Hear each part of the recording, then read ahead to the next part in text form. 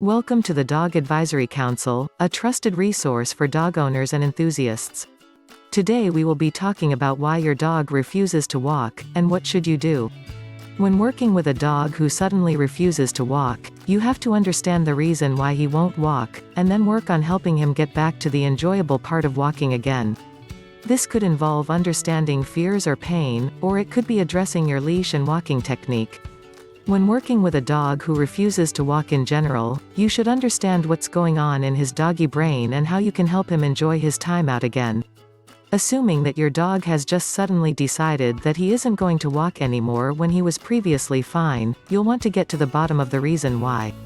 Here are some of the most common reasons that walking may not be fun all of a sudden. They're in pain or uncomfortable.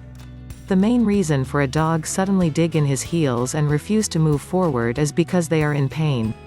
Maybe their collar or harness is pinching, or maybe he's been bitten by a bug or even another dog and he's in pain. Perhaps the pavement is too cold or too hot and he prefers to stay on the grass instead. They're scared. Dogs, while they may seem brave, quite often can be very fear-led animals. If they refuse to walk onward after otherwise being fine, it could be because they are scared. Maybe there's an aggressive person or dog nearby that they don't want to approach. Maybe there's a sound that's painful or scary. Fear is a pretty strong motivator to want to stay put, after all. They don't want to leave. Your dog is having so much fun at the park or sniffing that one particular rock that he just can't bear to leave. Should you drag a dog that won't walk? No, you should not drag a dog that won't walk with you. This is mostly because you have to understand that his refusal to walk is a message to you. Don't just tug on the leash and force him to come with you. Stop, take a moment to figure out what he's trying to say to you, and then do what you have to do to help solve his problem. Dragging your dog against his will can cause him injury in some cases, and it can also do a lot of emotional damage in which he will fear you or, at the least, struggle to understand what you're asking from him. The only time that you should ever drag a dog on his leash is if he's in danger of getting hurt, and you don't have the time to convince him to move on his own.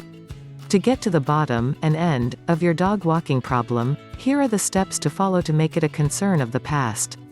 Figure out the problem. First, you'll want to understand what the problem is. Is his leash hurting him? Is it too cold or hot for his paws on the pavement? Did he get hurt while playing? Is he stressed or scared? Is he just having too much fun and won't leave? These all require a different approach. With the pain or discomfort situation, you'll need to figure out what it's caused by and then address it. It could be a new leash or a new collar or harness. If it's discomfort from the temperature, encourage him to walk on the grass or allow him to rest in the shade and then continue in short spurts so that he can save his paws. You'll also want to change your scheduled walking time to keep this from happening again. If he's scared or stressed, figure out what the trigger is and then either work on exposing him to it slowly to help him condition his response, or take him on another route so that he can get back to enjoying his walk again. It doesn't mean that you have to always give him to all fears that he has, but if he's too scared to walk, don't force him to do it just because you know the fear to be harmless yourself. Tempt him with treats. When it comes to any and all of these issues, the first trick is going to be delicious treats. Bring his favorites with you so that you can get his attention right away from having the good stuff. This should help get him moving again and you may not have any other problems. If he doesn't move for treats, it's a hint that his problem is serious enough that it can't be solved by treats. Take it slow. In getting him to walk again after a painful experience or a scary one, you'll need to always take it slow. There is no particular speed, of course, just make sure that you're working at your dog's pace. Watch his body language and match your pace to his so that, if he stops again, you'll know it and you can encourage him to keep going on again after a few moments. Make sure he knows what he's supposed to do. It seems obvious, but sometimes dogs may not understand what you're asking them to do.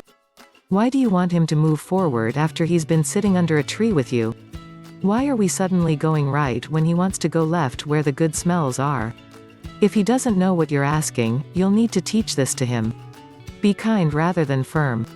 No matter how hot or cold it is, or how embarrassed or frustrated you're with his refusal to walk, make sure that you are always kind. Keep your voice firm but gentle and loving so that your dog doesn't feel that he's bad or in trouble. You can instruct and direct with a firm but warm voice. This is your business voice and it works wonders. If you want to learn more about dog walking troubleshooting, click the link in the description below. If the information in this video was useful, please like it and don't forget to subscribe.